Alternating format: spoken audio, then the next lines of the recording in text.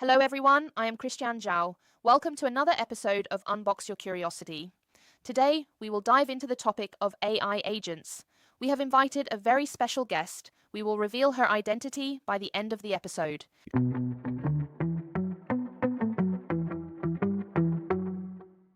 Hello, Melissa. Thank you for joining us today, and let's unpack this. We're diving into a world that feels like it's leaping straight off the pages of science fiction and into our everyday reality. Forget the AI you just chat with. We're talking about artificial intelligence that can actually do things for you out in the real world. Yeah, imagine having like a digital assistant that doesn't just answer questions, but books the flight, sends the email, updates the spreadsheet. That's the leap, exactly. We're doing a deep dive today into AI agents. What separates them from the large language models, the LLMs you might be using already? How do they actually work their magic? And what are they already capable of doing? And what are the real challenges people are hitting right now when they try to build them? Right. And our mission for this deep dive is basically to take a whole stack of material, everything from expert explanations and practical builder demos you see online, to insights from a Google white paper and sort of synthesize it all. We want to cut through the noise, give you the key concepts, and offer you, well, a clear understanding of what AI agents are, why they're such a hot topic, and what their arrival really means. Yeah, think of this as your shortcut, really. Your shortcut to being well informed on AI agents. We've tried to pull out what the sources collectively highlight as the most important stuff. Exactly. And honestly, digging into how these things are built and what they can do, it uncovered some genuinely surprising capabilities, led to some pretty fascinating aha moments for me anyway. So, let's jump right in. First question then. At the most fundamental level, what is an AI agent? So the core definition you see across these sources is that it's a system that perceives its environment, processes that information, and then, this is key, autonomously takes actions to achieve specific goals. The real differentiator isn't just, processing information, it's the ability to act on it. Okay, so if we're used to traditional LLMs, like the chatbot, everyone knows them, which are great at generating text or summarizing based on their training data. So where do they fall short and where do agents step in? Well, the sources highlight two main limitations of those traditional models, especially when they're just used passively. First, they've got limited knowledge of dynamic external or, private information. They don't know what's in your personal calendar or your company's internal database or what the stock market is doing right now. Their knowledge is pretty much static from their training. Ah, right, it won't work if you are asking ChatGPT when your next coffee chat would be. Because it just can't access your calendar to know that. Exactly. Yeah. It fails that basic real world task. And the second limitation is that they're passive. They wait for your prompt, they give a response, and then they stop. They don't initiate follow up actions or complex multi step processes unless you guide them meticulously, step by step, interaction by interaction. AI agents are built to overcome both of these things. They can access that dynamic external data, and crucially, they can initiate and execute actions based on it. Okay, so how do they do that then? What are the fundamental pieces, the components that make up an AI agent? You see several common components described by builders and experts in the field. First, there's a perception module. This takes in the input, could be your text query, an incoming email, data scraped from a web page, maybe even information from a form submission. It's how the agent sees or hears the task, basically. Got it. The input layer makes sense. Then there's memory and a knowledge base. Memory helps the agent retain context, like remembering previous turns in a conversation so it feels more natural. The knowledge base is, well, distinct. It provides access to dynamic, up to date external information, stuff beyond the model's fixed training data. Like accessing a constantly updated library rather than just books that was sort of born with, right? Precisely. And a common way this is implemented is through data stores, often using vector databases for retrieval augmented generation or RRG. You hear that term a lot. This lets the agent search vast amounts of documents or web content and pull in relevant current information to inform its actions or responses. Okay, so here's the deal. It takes in some input, right? And then it actually remembers the context, which is super important. Plus, it can pull in fresh info from like outside sources. That part kind of works like the brain. And usually it's powered by a really strong language model like GPT-4 or Gemini, you know? So that model is doing all the heavy thinking. It's like the core engine. And then on top of that, there's this reasoning and decision making layer. That's where the agent figures out, all right, what should I do next? Sometimes it even plans out a whole sequence of steps to reach the goal. So, yeah, it's not just reacting on the fly, it's like actually thinking ahead. Frameworks like RESET, that stands for reasoning and acting, are designed exactly for this. They combine internal thoughts or reasoning steps with external actions.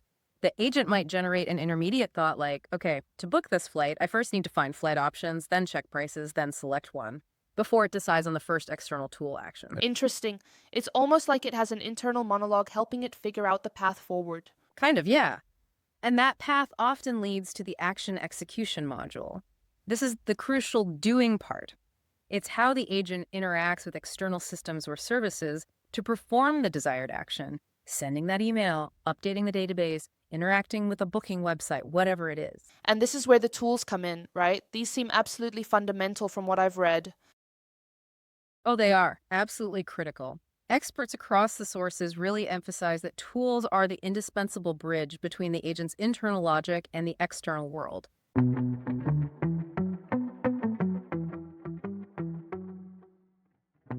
And the Google AI agent white paper that we read together had detailed different types of tools, didn't it?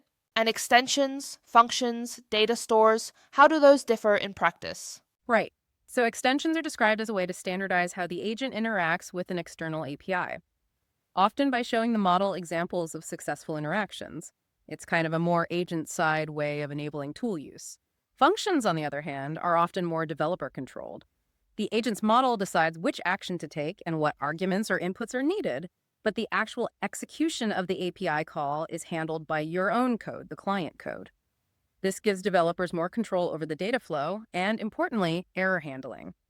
And as we mentioned, data stores are specifically tools for accessing that dynamic external data, often structured via vector databases for that RJ retrieval process. Okay, so extensions are like teaching the agent a standard way to use a web service functions, give developers more precise control over that final step.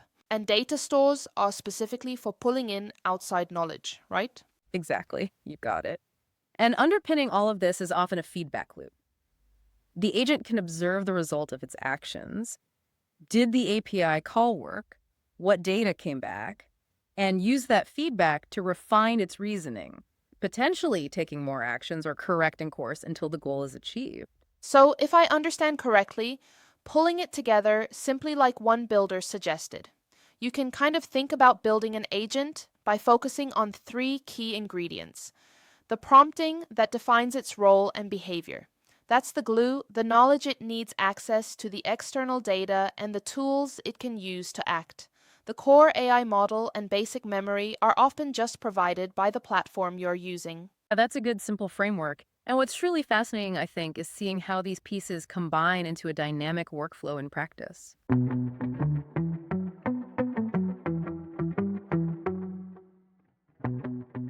Let's definitely dig into that.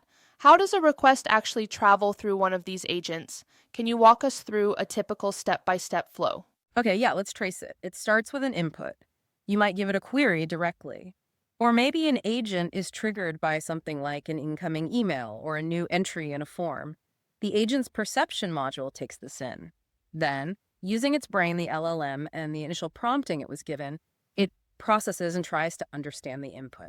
Understanding the goal, basically? Yes, figuring out what needs to be done. It might access its memory for conversational history if it's an ongoing interaction, or it might use a tool to query a knowledge base or data store to pull in relevant external information. That's the RAG process we talked about. Then comes the reasoning phase. The agent figures out the steps needed. It might plan out a multi-step process if the task is complex. Deciding the how, right? Precisely. Here. And if an external action is needed to get information or perform a task, it selects the appropriate tool from its available options, and it determines the necessary inputs for that tool. For example, deciding to use a database tool and formulating the specific search query. The action execution module then uses that chosen tool to interact with the external system. So based on what you said, for example, deciding to use a database tool and formulating the specific search query, the action execution module, then uses that chosen tool to interact with the external system. So it chooses the right ingredient for the job, like the chef analogy, and prepares it correctly, ideally with the right inputs. Exactly. Then the result of that interaction may be the data fetched from the database or the confirmation from an API call, or just the outcome of an action comes back as an observation. This observation is fed back into the agent's brain, its model. And this is really key. The agent uses this new information for further reasoning. It decides if more actions are needed or if it has enough information now to formulate the final output, sending the email, presenting the answer, confirming the booking was made. This whole process can loop through multiple steps: reason, act, observe until the final goal is achieved. Ah, now I see, it's that looping process, using the observation to decide the next step. That's where the real agency comes from, isn't it? It's not just a one-shot response. Exactly. It can adjust its plan based on what it finds or what happens along the way. There was an example from an IBM demo that showed this well: a system processing a user asking for their vacation days. It didn't just know the answer magically, it prompted its model to formulate a search query for a specific vacation database tool. Then it used the tool to fetch the number, and then it used the model again to format the response naturally. You have X days left. Yeah, that perfectly illustrates the combination of reasoning tools and that looping observation. Well, actually, another workflow I found fascinating was the customer support email example. For example, when an agent gets an email, understands it's a product question, maybe checks its conversation history for context. hmm And then chooses to use, say, a tool to search the product database. It gets the product details back as an observation and then drafts the response using the language model. The key was the agent choosing the right tool autonomously. Yeah, that ability to dynamically select the right tool based on the input, that's a huge differentiator from simple chatbots or older automation. Another complex example we saw in the sources was an agent tasked with finding AI startups, then adding them to a spreadsheet, summarizing them, and finally emailing a report. The agent broke that down into multiple sub-goals, planned a sequence involving maybe a web search tool, a Google Sheets tool, and an email tool that executed them in order and even showed the ability to sort of replan or reflect if one step failed. Well, yeah, exactly. And that one demo is really eye opening. An agent that took a recipe, then used tools to compare prices at different online grocery stores, added the items to a shopping cart online, and then actually placed the order for delivery. It is indeed super cool. Yes, that really highlights it, doesn't it? We're talking about agents that can interact with the digital world and perform actions that previously required a human clicking around, typing things in. They can literally do things for you online. Definitely. And thinking about building these, the process outlined by one expert involved, defining the objective, clearly selecting the right tools, whether you're coding custom ones or using platforms like Google Dialogflow or IBM Watson, designing that step by step flow we talked about. Actually, a lot of YouTube and white paper sources has addressed commonly that repairing the data the agent might need access to clean data is key. They emphasized and then finally implementing the system.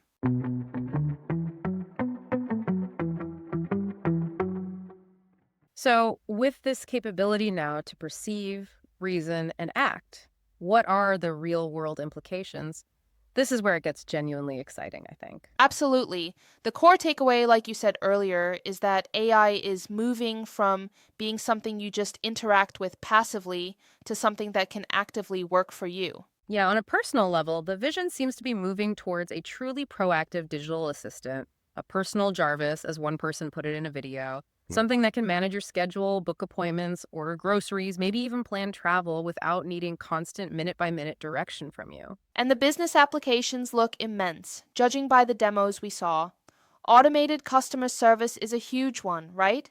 Agents handling incoming requests via email, chat, widgets, even voice calls potentially.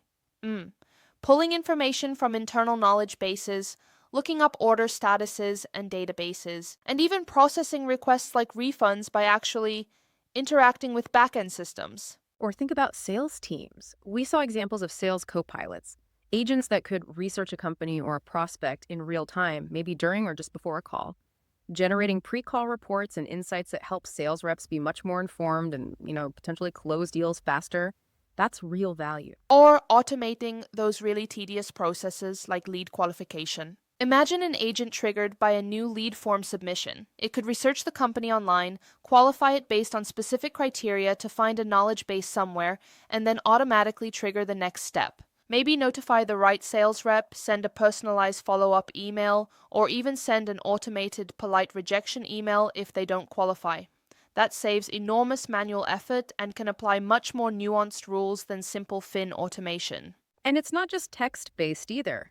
People are building agents for multimodal interaction, allowing customers to interact via website chat, mobile apps, or even traditional phone calls, all potentially powered by the same underlying agent logic. Absolutely. And a key distinction raised in one source was between conversational agents, the ones you interact with directly, like a chatbot plus powers, and automated agents. These might be triggered by events, like a new email arriving, and then just work away in the background, completing tasks without needing direct human intervention for every single step. Right. And looking a bit further ahead, the sources definitely point towards the concept of agent workforces, not just one agent doing a task, but multiple specialized agents collaborating. You might have a research agent finding information, a writing agent drafting content based on that, and maybe an emailing agent sending it out. This idea of a mixture of agent experts or agent chaining, that's seen as the next major evolution that big companies are actively building towards right now. Which implies a pretty significant economic opportunity, doesn't it? Businesses are going to need help. Understanding and implementing these complex agent systems creates a demand for services that can help them build and deploy these digital workers effectively. For sure. But as exciting as all this potential is, the sources are also quite clear about the challenges.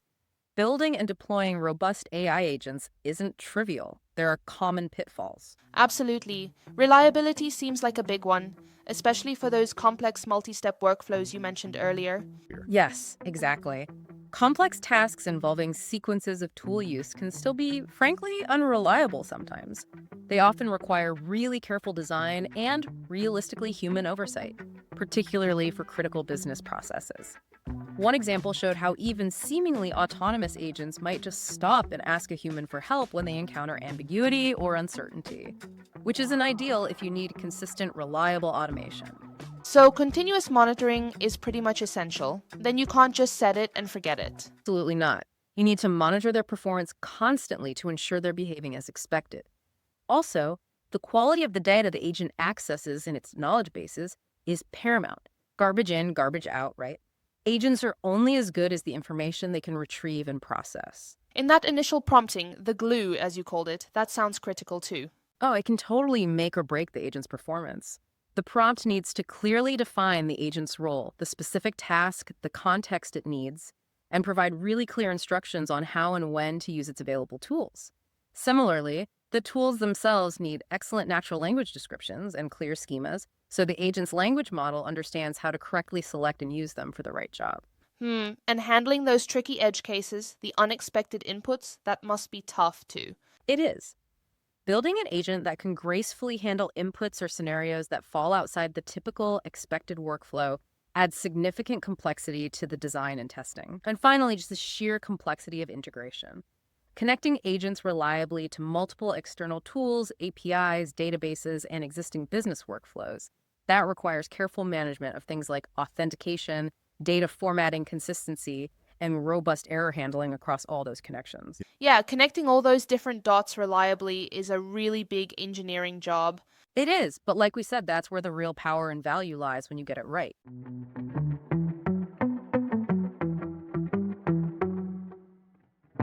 So let's try and bring it all together then. We've taken a deep dive into AI agents, exploring what they are. These autonomous systems, capable of perceiving, reasoning, and actually taking action in the real world, moving way beyond passive chatbots. We broke down their core components, the brain memory tools, etc. We traced their typical step-by-step workflow: input, reason, act, observe. We looked at some really compelling real-world applications, transforming personal and business tasks, and importantly discussed the practical challenges in building and deploying them reliably, and understanding these underlying components and how they work together in these workflows. That's really key, I think, to grasping the true potential value agents can unlock. It's not just magic, there's a structure to it. Absolutely, and the sources make it pretty clear. We're still in the early innings here. The reasoning capabilities are improving rapidly. The range and reliability of tools are expanding all the time, and the future vision definitely involves agents tackling increasingly complex problems, maybe even working together in specialized teams, like you mentioned.